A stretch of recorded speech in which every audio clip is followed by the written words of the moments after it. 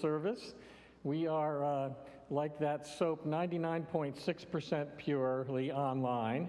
We have a few members of our choir who showed up this morning who are here in the sanctuary, but everyone else is joining us from Zoom world. And so we welcome you. We welcome you today to this service. We apologize for any miscommunication that may have occurred. We tried to be outdoors today. We wanted to be outdoors today, but the weather just didn't cooperate. I want to offer my thanks to Bob Rowland, our music director, who's here today, Chrissy Bushyeager, there's Chrissy, hi Chrissy, our director of religious education, and I want to offer a special welcome to Dennis Coker, the principal chief of the Lenape Indian Tribe of Delaware. Dennis, thank you for being here today. Dennis is a lifelong resident of Kent County, Delaware, and he's been honored to be elected principal chief of the Lenape Indian Tribe of Delaware since 1996. During his term, successful collaborations with the Delaware State Historic Preservation Office and the Federal Census Bureau, his tribe was awarded a census designation area, allowing tribal members to include their ethnicity as Lenape on the 2010 census for the first time in history.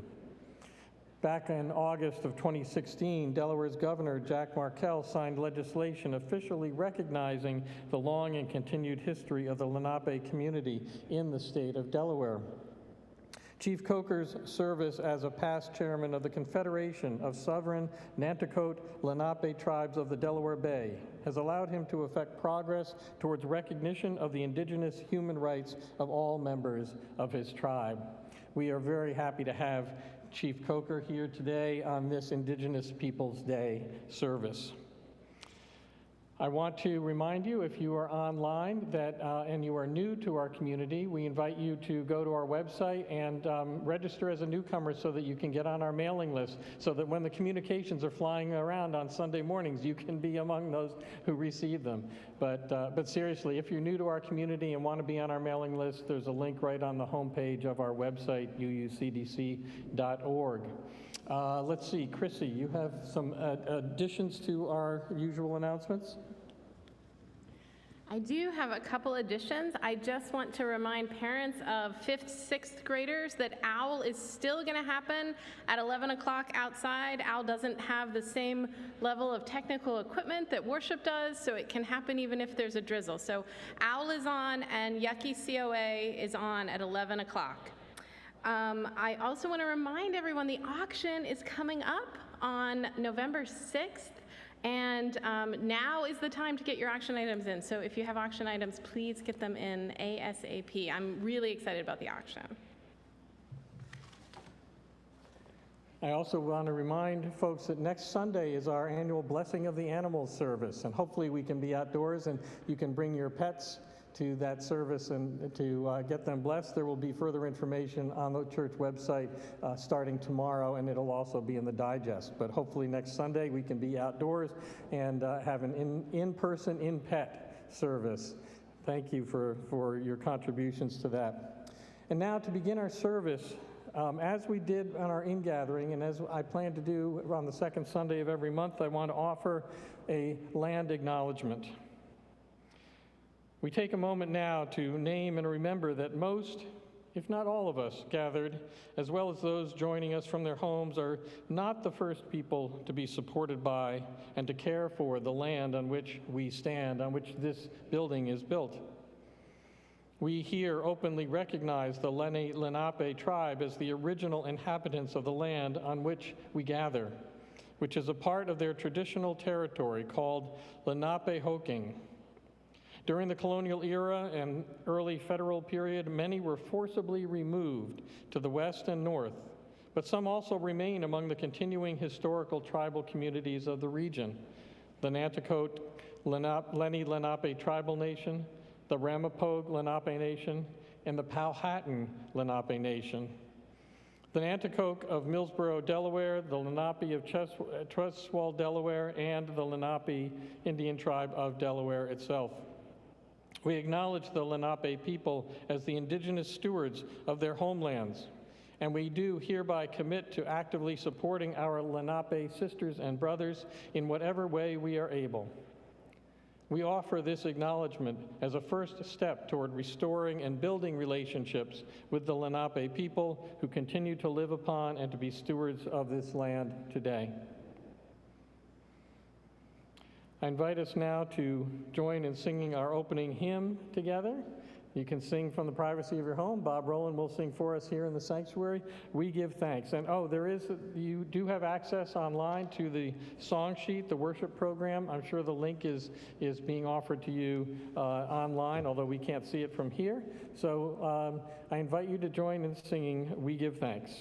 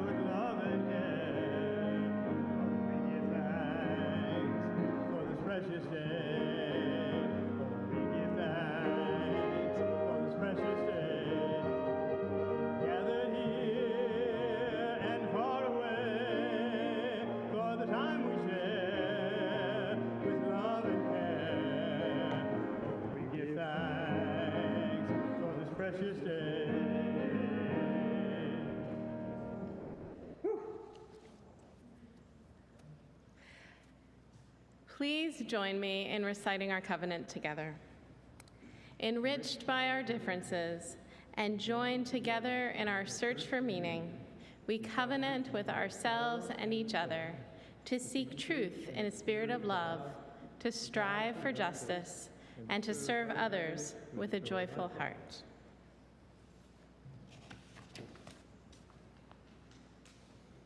Good morning. We light our chalice this morning with the words of Reverend Dr. Rebecca Savage, who is the minister of the UU congregation of Rockville, Maryland. Reverend Dr. Savage writes, "We light our flaming chalice as a beloved people, united in love and thirsting for restorative justice. May it melt away the tethers that uphold whiteness in our midst. May it spark in us a spirit of humility. May it ignite in us radical love that transforms our energy into purposeful action. This is a chalice of audacious hope. This chalice shines a light on our shared past, signaling our intention to listen deeply, reflect wisely, and move boldly toward our highest ideals." I invite you now to join in singing our centering song, There Is a Love. There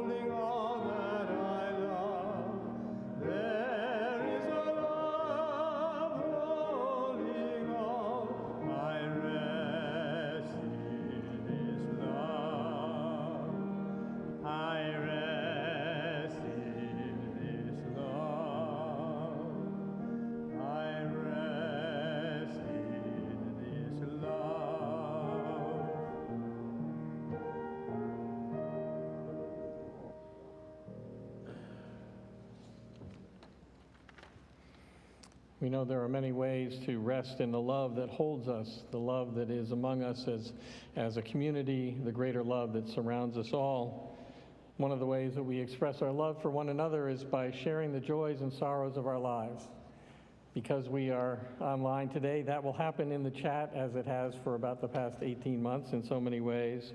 So I invite you now, during this time, to share whatever joys or sorrows you have in the chat box, and those who are online are able to see them, although we can't hear in the sanctuary.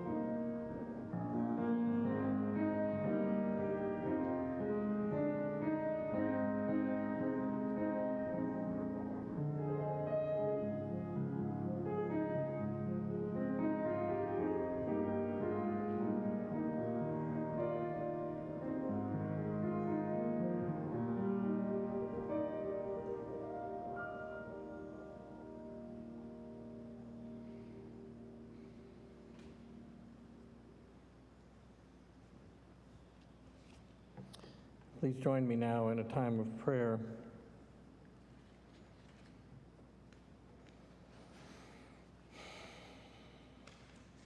Spirit of life and love, great and gracious God, that force which moves in us and among us and through us, that force that powers the universe that is beyond our knowing and naming.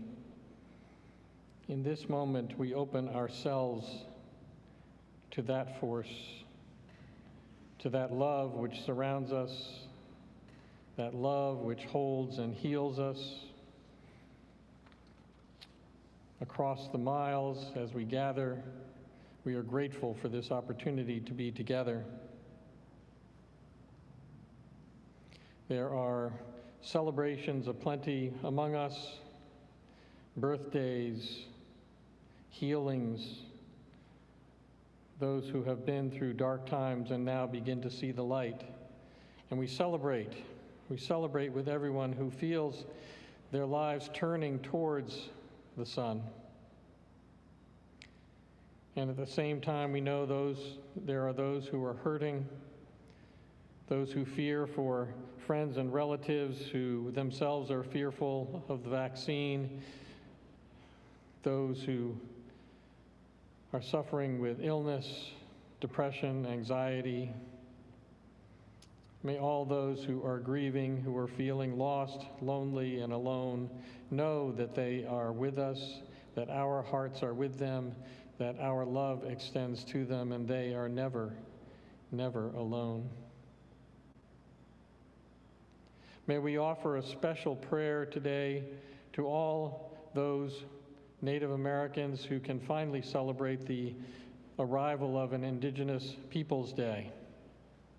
It has been a long, long path to gain such a simple recognition. And so we lift up in prayer all those who have worked towards this accomplishment and this day, and we celebrate. We celebrate that day, knowing, however, that it is simply the beginning an early stage of all the work that needs to be done for reconciliation and restitution. And let us offer up our hearts today for the cause of peace. May we experience peace. May we know peace in our lives. May we extend peace to others. May we be peace at every turn. May we find peace at every turn. We offer up these prayers today in the name of all that is holy and in all the holy names. Amen. And as many of you know, we have been singing our sung prayer, Spirit of Life, with some movement and some motion. And so I invite you from the comfort of your home or those who are here in the sanctuary to follow along. Chrissy and I will lead the motion as we sing Spirit of Life.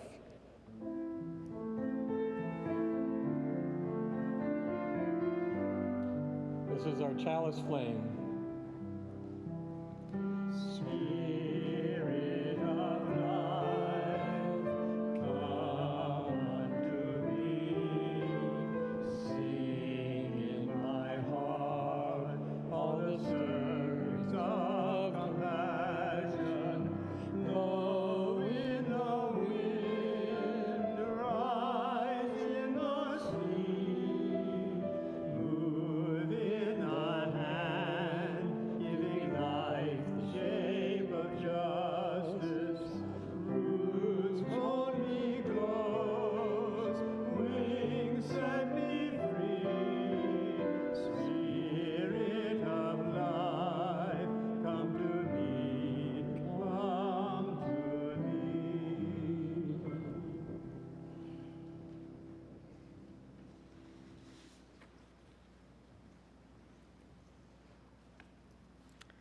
Good morning. Normally, I come up and I tell you a story at this point in the service. But today, I'm excited to be able to listen to Chief Coker tell us stories. You know, I love stories. I love hearing stories, reading stories, learning about the history of stories, and telling stories. Telling stories is a way that people across all cultures have learned to communicate. We are all storytellers. And sometimes we learn stories and then tell those stories as fact because that's what we learned. It becomes the story that everyone, or at least people in power, are telling. When that happens for a while, we might begin to call it history. We might begin to believe that that's the only story. Tomorrow, some people celebrate a holiday called Columbus Day. When my grandparents and my parents were in school, they learned about Christopher Columbus. The story they were told was that Columbus sailed in a boat from Europe to America. He was a hero, a brave explorer who risked his life at sea to discover new lands. When I was in school, that was the story I was told too, although there was a little footnote in that story that mentioned that maybe discovered wasn't the right word, since there were some native people living there already. My kids, though, have learned a different story. They learned that Columbus came to the land that would later be called parts of South and Central America, and that he claimed to discover it. But that was not true, because indigenous people had lived there for hundreds of years, thousands of years. They also learned that not only did Columbus steal land from indigenous people, but he also hurt and enslaved them. He was not a hero. Why did the story change? Well, it didn't really change. The story of Columbus stealing land and hurting people was there all along. But the only people telling that story were the native people whose lands were stolen and whose families were hurt. And unfortunately, not a lot of people listened to that story. But the good news is that more and more people are listening to more and more stories, especially stories from people who have not always been listened to by people in power. Now, tomorrow, we can celebrate a different holiday, a day called Indigenous Peoples Day, On this day, we celebrate the history and culture of Native people, the people who lived here long before white Europeans like Columbus arrived. We listen to the stories of Indigenous people's struggles and joys, and we can learn from them. There's another special day that's celebrated tomorrow, which is another holiday that encourages us to listen to stories that have been ignored in the past. That day is called National Coming Out Day. That is a day for gay, lesbian, bisexual, and trans people to talk about their struggles and joys, our struggles and joys. It is a day for celebration within the LGBTQ community. There's a Nigerian writer, Chimamanda Ngozi Adichie, who talks about the danger of a single story. If you look at the What's Happening thing that we publish every week with announcements, it's available online. I have a link in there to Adichie's TED Talk about the danger of a single story. I highly recommend that you watch it, and middle school, high school, it would be appropriate for those ages too. It is fantastic. So she talks about this idea that when we learn stories from only one perspective, we harm others by believing only one story about them, but we also harm ourselves because we miss out on the richness of human experience. I encourage you to seek out stories and listen closely. And as always, I encourage you to tell your stories. Thank you.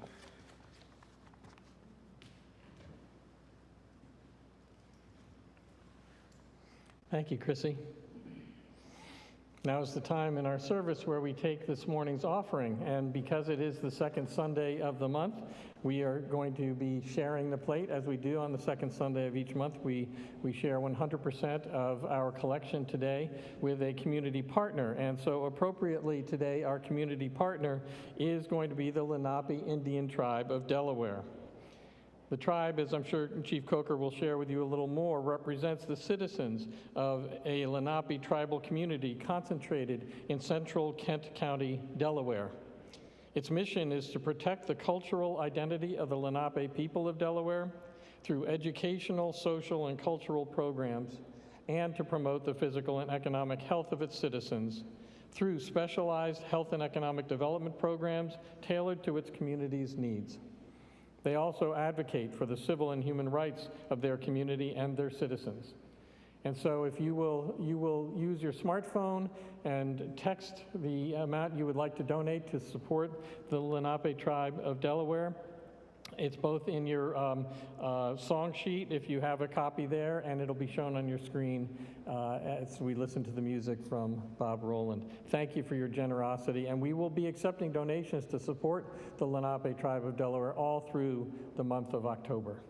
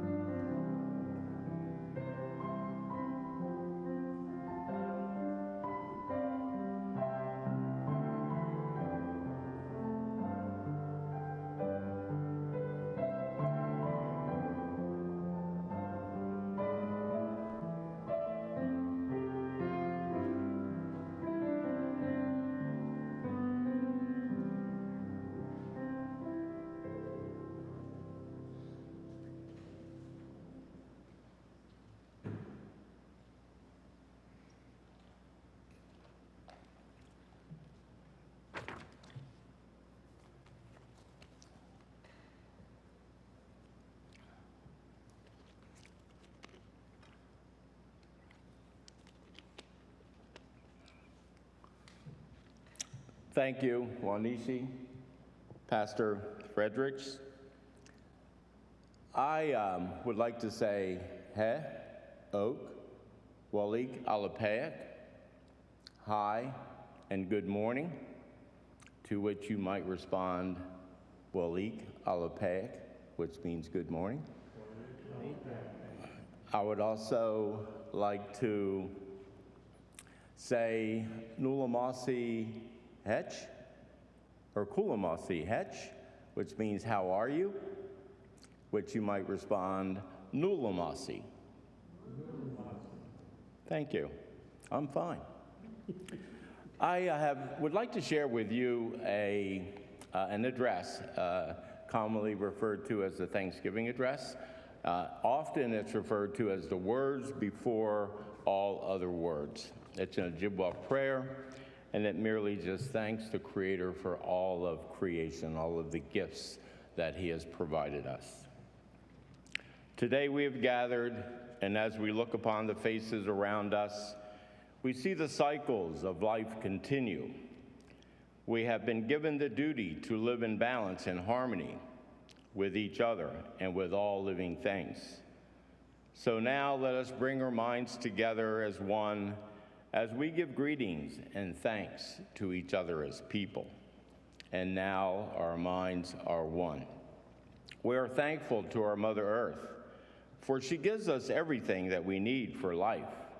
She supports our feet as we walk upon her. It gives us joy that she still continues to care for us, just as she has from the beginning of time. To our Mother Earth, we send thanksgivings, love, and respect.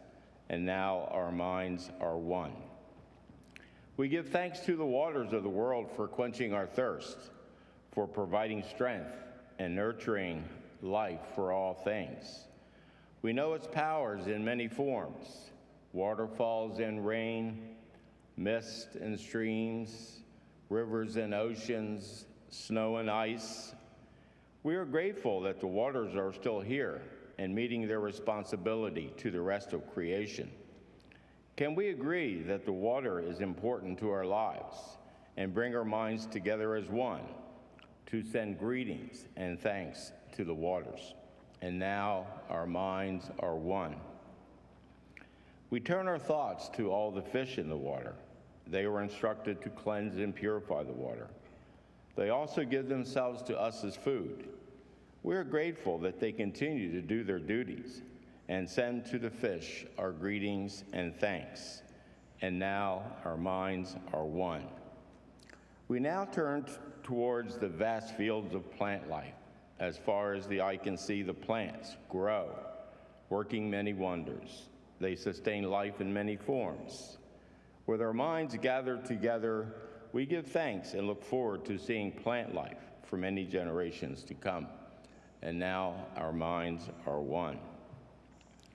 When we look about us, we see that the berries are still here, providing us with delicious foods. The leader of the berries is the strawberry, the first to ripen in the spring. Can we agree that we are grateful that the berries are with us in this world and send our thanksgiving, love, and respect to the berries? And now our minds are one. With one mind, we honor and thank all the food plants we harvest from the garden, especially the three sisters who feed the people with such abundance. Since the beginning of time, the grains, the vegetables, the beans, and fruit have helped the people survive. Many other things draw strength from them as well. We gather together in our minds all the plant foods and send them a greeting and thanks. And now our minds are one.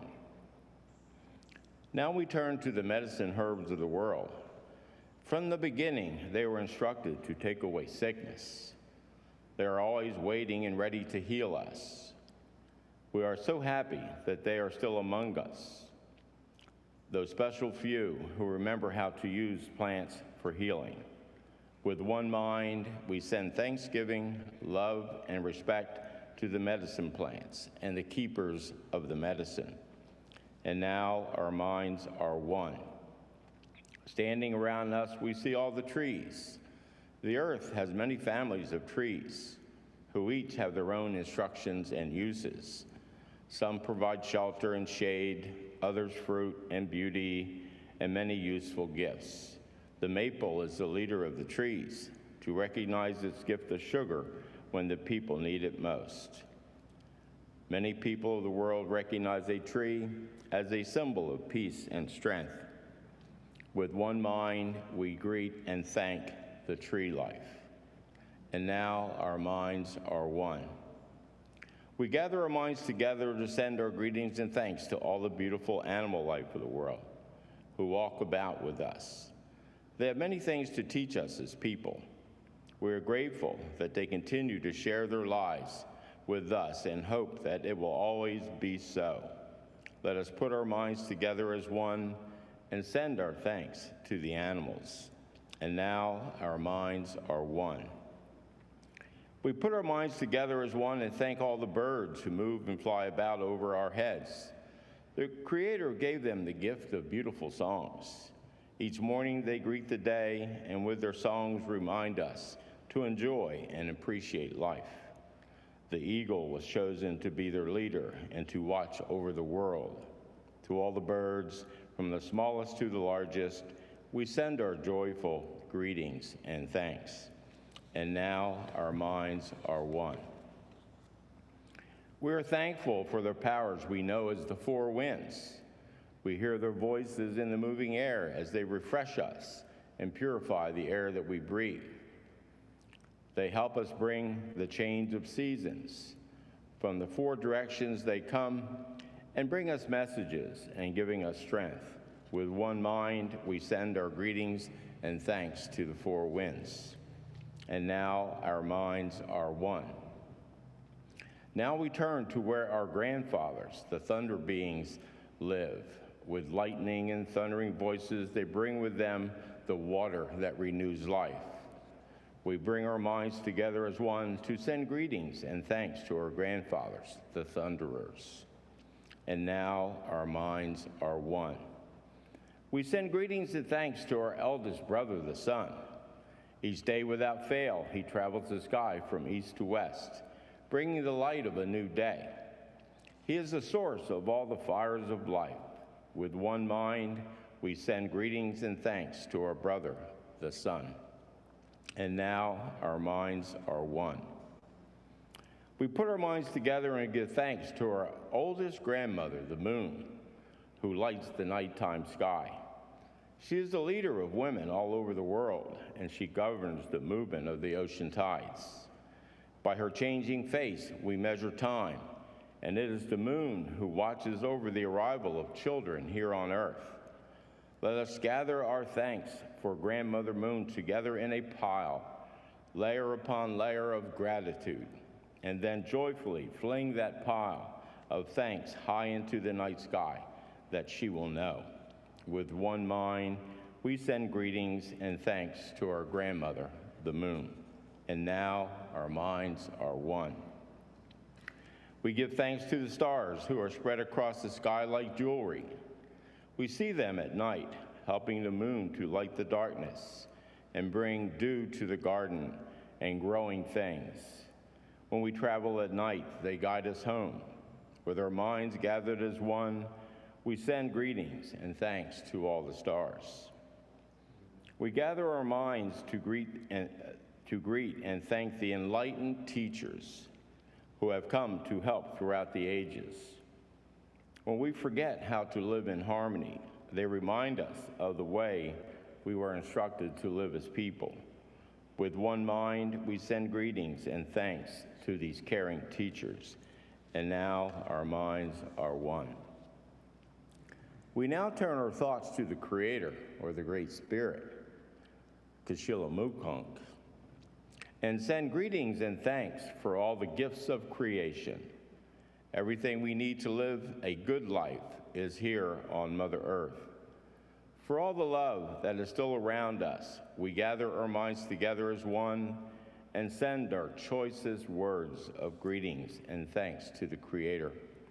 And now our minds are one. We have now arrived at a place where we end our words. Of all the things we have named, it is not our intention to leave anything out.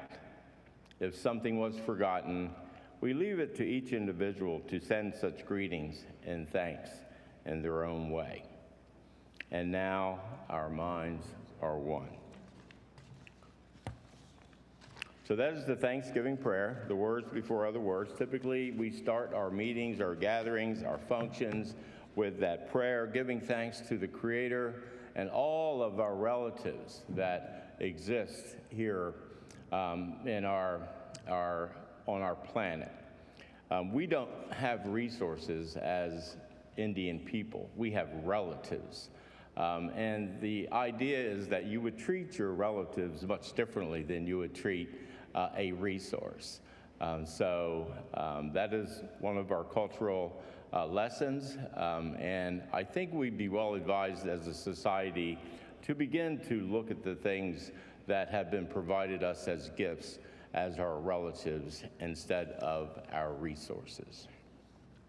So I've been asked to recount the Lenape creation story in the idea of providing a story. And the creation story takes many forms. The Northeast woodland culture has many different peoples with different beliefs, and it somewhat has amalgamated into a universal creation story, but there is one particular creation story that the Lenape embrace, and I will recount that for you right now. After the Great Spirit and Creator of all, He who creates us by thought, Kishilamukunk, brought the world into being, there came a time very long ago when the animals were living deep in the water with no dry land. They grew weary of being wet and wanted to find a way to bring up the mud from under the water. From the greatest to the least, each one dove under the water. One by one, they tried to dive deep enough to bring up some of the mud. And one by one, they failed. Being unable to dive so deep and so long, it seemed as though none could bring up the mud from the bottom. All came back to the surface, gasping for air. It seemed an impossible task, for none was willing to risk their life to bring up the mud. Finally, after all the others had tried and failed, humble Muskrat took his turn. Muskrat dove deep and was under the water for a very long time. The other animals feared that Muskrat had drowned, for he stayed below the water much longer than any of them had. When Muskrat finally came back to the surface, he was exhausted and close to death. The animals saw that there was a clump of mud scraped from the bottom in Muskrat's paw. Humble Muskrat had risked his life to dive deeper than any of them had in order to bring the mud up from the bottom. He who creates us by thought summoned Turtle to the surface of the water and placed the mud from the muskrat's paw upon the back of the turtle. He who creates us by thought caused the mud to grow, covering Turtle's back. As Turtle continued to raise his back, more water drained off, and the mud that grew and grew became dry, becoming the land. And the animals had dry land to live upon. One day in the middle of the turtle's back, there grew a tree. From that tree grew a shoot, and from that shoot sprouted a man. The man would have been all alone, but then the tree grew another shoot, and from that shoot sprouted a woman. This was the first man and the first woman. They are the ancestors of all of us. So that is the Lenape creation story, a version of it, a popular version. And at this time, I would just like to make a quick comment about Indigenous Peoples Day, which we are very honored that our president signed a proclamation designating October the 11th, or the second Monday in October, as Indigenous Peoples Day.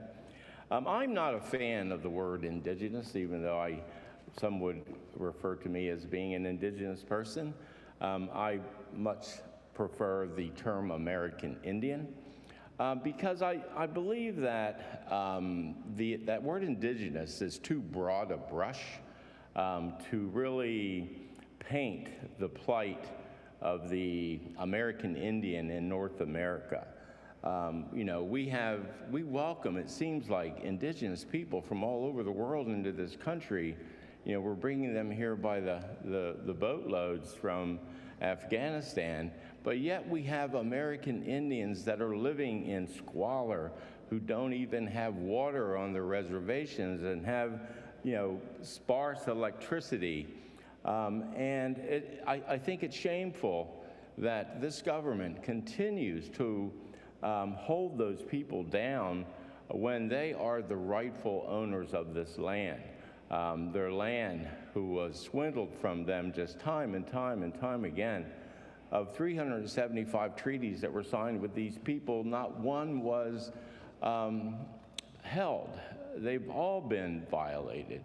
So when we talk about indigenous people, I urge you to seek out the people, the original people of the land on which you live. I was so happy to see the land acknowledgement that that your congregation has developed. And from wherever you're from, all over the world, there are colonized people. And, you know, and I think that's maybe more of an appropriate word because, you know, the people of Germany are indigenous to Germany. The people of France are indigenous to France. The people of Italy are indigenous to Italy, and some of those indigenous people are the colonizers of North and South America. So seek out who those people are and honor them for their struggles and their sacrifices. Thank you for this invitation.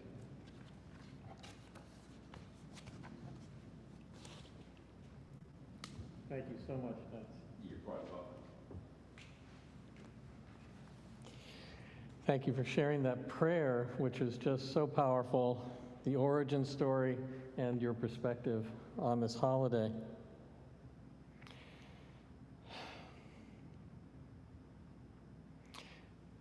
Bob, is it okay with you if we move directly into my remarks instead of playing because just for time's sake? So I apologize. We're not going to show the video, the choir music, so I would like to just offer some remarks following Chief Coker's. And I'm wondering if any of you know the names Charles and Willa Bruce. Do those names mean anything to anyone out there? I'd never heard of Charles and Willa Bruce until earlier this week. Back in the early part of the last century, Charles and Willa Bruce were the owners of a little beachfront resort in Manhattan Beach, California, called Bruce's Beach Lodge. The lodge had a dance hall, a restaurant, a place where you could rent a bathing suit if you wanted to take a dip in the ocean. And entertainers, politicians, and business people from all over Los Angeles would go there to enjoy the sunshine and the surf and the food and the music. And this was in the time after World War I, during what would come to be known as the Roaring '20s. You can picture it, can't you, in your mind's eye? Movie stars and starlets hobnobbing with politicians and the occasional mobster and all that. It's like a Hollywood movie, really. But what made Bruce's Beach Lodge unique is that Charles and Willa Bruce were African American, and that the vast majority of their patrons were too. Did your picture in your eye just shift a little bit? The lodge was one of the few places in greater LA where people of color could gather and socialize and play in the Pacific surf. The Bruces were the only black owners of beachfront property in all of Southern California until their white neighbors complained. And they didn't just complain. Fearing an invasion of African Americans of Manhattan Beach, they set up barricades to keep black beachgoers from getting to the ocean. They burned mattresses under the porch of the resort. They tried to blow up one of the gas meters at the resort. They engaged in a 24/7 phone harassment campaign. Members of the Ku Klux Klan, active along the California coast, participated in many of these attacks. And when all the terrorizing didn't get rid of the Bruces and their lodge and its clientele, the white residents turned to the city fathers of Manhattan Beach. They convinced the city council to shut the lodge down. And they didn't stop there. The city actually seized the beachfront property and forcibly removed the Bruces, paying them pennies on the dollar against its real value. So let's call it what it was: outright theft. Theft motivated by bigotry, hate, and greed. Now, the reason I know about the Bruces and their lodge is because just this past week, nearly a century after it was stolen from Charles and Willa, the California governor signed a special bill that restored ownership of Bruce's Beach to their lawful heirs. The property itself, for which the city paid Charles and Willa less than $15,000, is estimated to be worth around $75 million today. That is the magnitude of the wealth that was taken from Charles and Willa in 1924, wealth that was denied their succeeding generations until just this week. In the course of learning about Charles and Willa Bruce, I learned that it's estimated that the value of agricultural land seized and stolen from black-owned farmers in the United States since the Civil War is estimated to be in the trillions of dollars. The trillions of dollars. So why am I standing here on Indigenous Peoples Day talking about the wealth that's been stolen from African Americans since the end of slavery some 150 years ago? Well, because it's a drop in the bucket when you consider that the colonization of this continent deprived its native peoples of all the wealth, all the riches, all the resources it contains, all the relatives, I should say, the relatives. The loss of that wealth, dating back more than 400 years, is incalculable. And Chief Coker is nice enough to be here today and to share his origin story, the origin story from his people, and that wonderful prayer, and to smile and to shake our hands. I appreciate your being kind to us today, Chief Coker, by being here. And he is polite enough not to mention that the land on which we stand, on which the church is built, was stolen from his ancestors by the white people who showed up here some 4 centuries ago. Now, I want to acknowledge that the concept of ownership of the land is a colonial, Western European concept that wasn't shared by most Native Americans. And as Chief Coker said, these are not resources, but relatives. So the notion of white settlers taking the land from the first people is my vernacular and not theirs. For many Native Americans, the land and all its riches are not something to be owned or possessed. But regardless of our perspective, we cannot deny the displacement, often through violent means, of Native peoples that occurred during the Western migration of Euro-Americans. As Chrissy related in her reflection on storytelling, I'm one of those parents or grandparents who grew up with the story of Christopher Columbus discovering America. I also grew up with the story that the Dutch bought the entire island of Manhattan from the Indians for $24 and some beads and trinkets. Notice how we always have to be told that the sale included beads and trinkets to emphasize the supposed ignorance and backwardness of the native people who would sell such valuable land for some worthless, shiny objects. We know now, of course, as Chrissy said, Columbus did not discover America. Just last week, in fact, scientists discovered some ancient human footprints in New Mexico that are at least 20,000 years old. That kind of predates Columbus.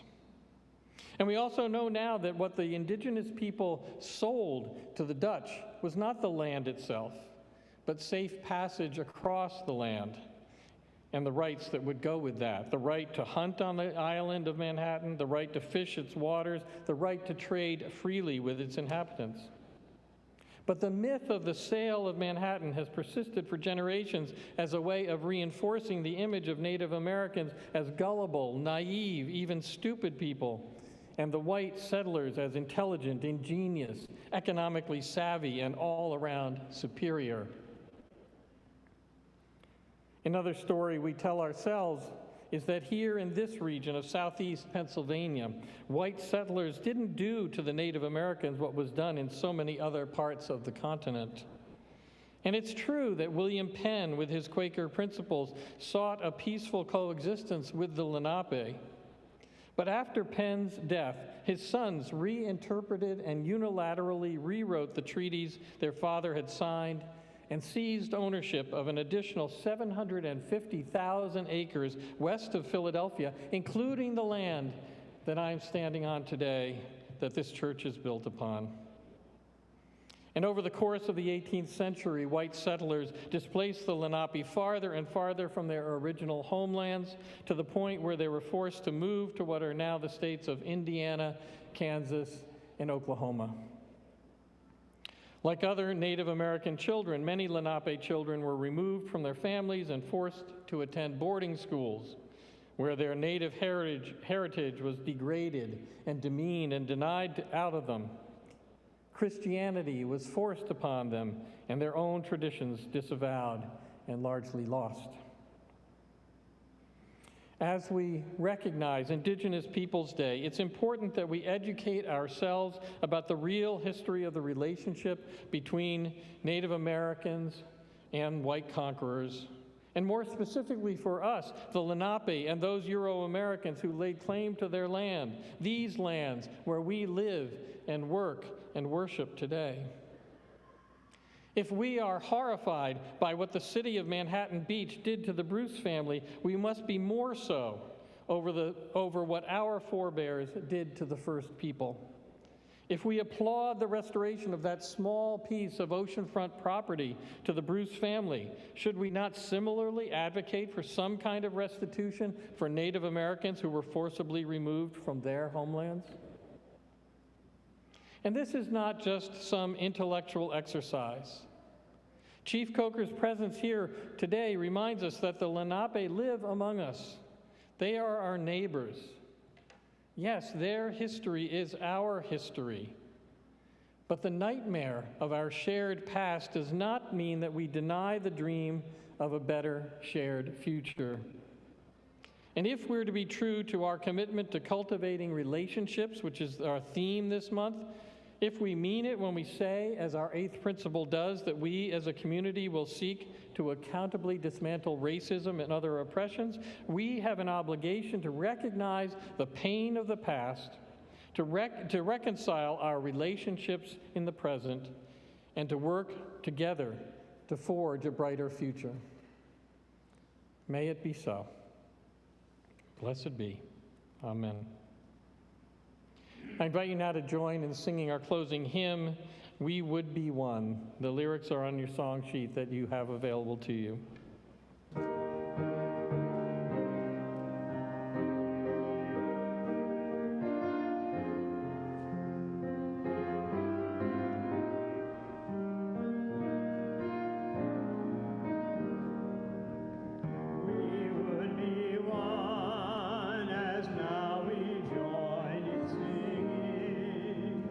Our hymn of love to pledge ourselves anew.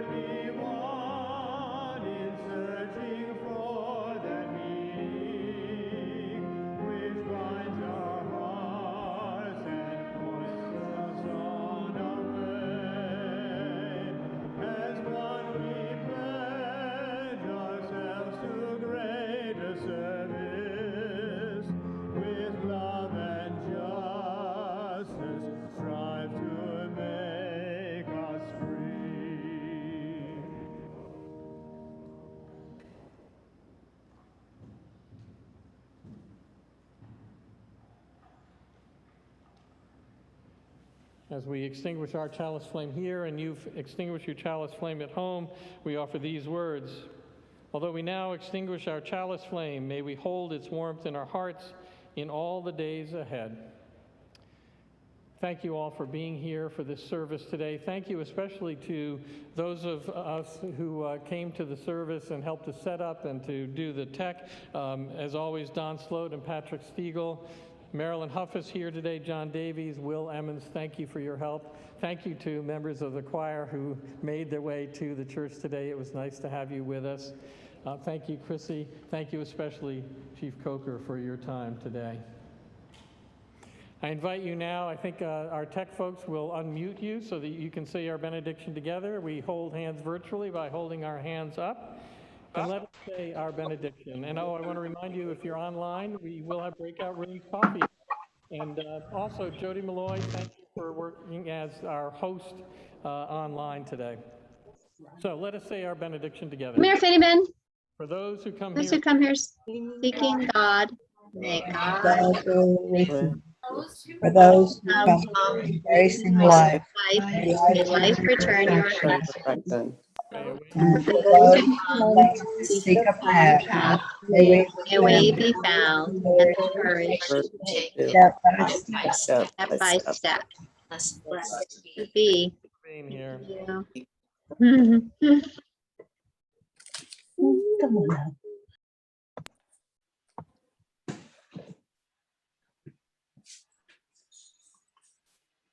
Good morning. Good morning.